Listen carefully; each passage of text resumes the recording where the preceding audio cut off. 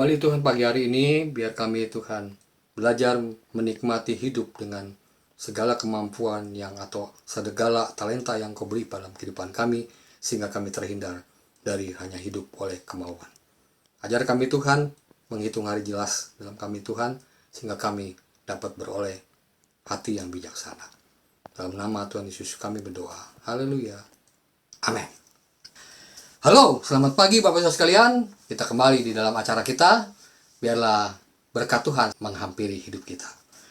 Bapak Ibu sekalian, kadang-kadang hidup kita selalu inginnya dengan kemauan. Bukankah dalam dunia ini selalu di mata kita dimanjakan dengan segala keinginan atau kemauan? Sehingga kita tanpa sadar apa yang kita lakukan itu berdasarkan daging atau kemauan. Nah, hari ini Bapak-Bapak sekalian, saya akan masuk ke dalam step berpikir kita pagi ini supaya kita dapat berkat. Yang pertama, kenapa kita hidup harus dengan kemampuan? Karena tanpa kemampuan, maka kita akan punah. Kenapa saya katakan demikian?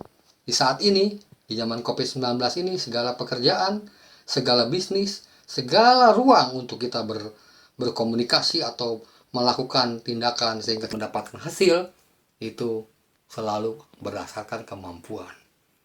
Bukankah pada saat kita dulu pengennya kemauan kita, pengen mobil, pengen rumah, pengen apa semua, harus disertai dengan kemampuan.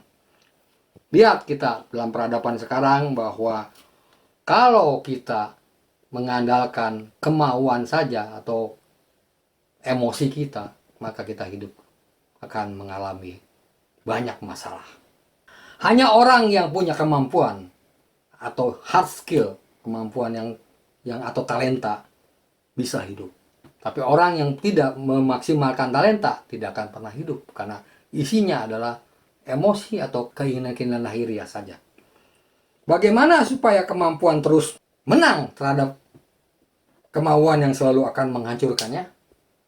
Dan bagaimana kita mengalahkan kemauan yang dalam kehidupan kita atau emosi dalam hidup kita atau nafsu dalam hidup kita ini diubah dengan kemampuan supaya bisa mengatasi hidup kita. Mari kita akan buka dalam Roma 14 ayat 17 mengatakan demikian. Sebab kerajaan Allah bukanlah soal makan dan minuman. Artinya, saya sedikit kasih komentar, bukan makan dan minuman atau nafsu atau kemauan hidup kita. Kenapa kerajaan Allah tidak muncul? Jikalau kerajaan Allah ditarik dari segi makan dan minum, bukankah Tuhan berkata sama kita, janganlah kamu takut tentang apa yang engkau makan, minum, pakai. Semua itu disiapkan.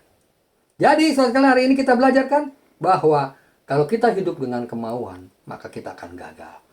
Tapi lihat, perhatikan baik-baik. Di ayat 17b-nya mengatakan, tetapi soal, nah mari yang kita kejar hari ini adalah apa? Soal kebenaran. Pertama, damai sejahtera dan sukacita. Kebenaran, damai sejahtera, dan sukacita. Diperolehnya dari mana? Oleh Roh Kudus. Biarlah kita dekat dengan Tuhan, maka kemampuan kita berkembang dengan baik, sehingga muncullah kebenaran. Sehingga kebenaran itu diproduksi dengan baik, menjadi apa? Damai sejahtera. Dan yang terakhir, bangsa hidup kita dengan sukacita. Bukan sukacita ditentukan oleh apa yang kita punya, tapi karena kita punya kemampuan untuk dekat dengan Tuhan.